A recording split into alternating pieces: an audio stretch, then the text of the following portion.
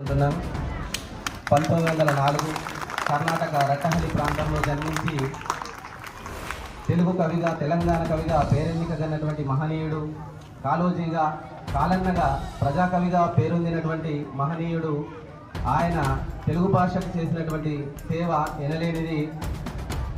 ఆయన చాలా సందర్భాల్లో తెలుగు భాష ప్రావీణ్యాన్ని ప్రస్తావిస్తూ అన్య భాషలు నేర్చి సకిలించు ఆంధ్రుడ ఆంధ్రము రాదంచు సకిలించు ఆంధ్రుడ సావవెందుకురా అని అన్నటువంటి మహనీయుడు. అంతేకాకుండా సమాజంలో జరుగుతున్నటువంటి అసమానతల్ని గురించి తెలుపుతూ అన్నపు రాసులు ఒకచోట, ఆకలి మంటలు ఒకచోట, మాసిన తల్లి ఒకచోట, వాసన నూనెలు ఒకచోట, గట్టి దవడలు ఇంకొక చోట, ఆకలి మంటలు ఒకచోట, కమ్మని శకిలాలు ఒకచోట, అంశతూలికలు ఒకచోట, అలసిన దేహాలు ఒకచోట అంటూ సమాజంలో ఉన్నటువంటి అసమానతల గురించి ఎలుగెత్తి చాటినటువంటి మహనీయుడు మన కాళోజీ కాలన్నగా ప్రసిద్ధుడు.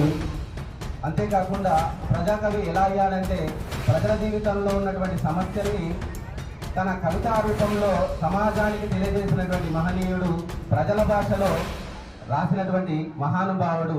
ఆయన భాష రెండు రకాలని, ఒకటి పలుకుబడుల భాషని, రెండోది బడి పలుకుల భాషని ప్రస్తావించారు.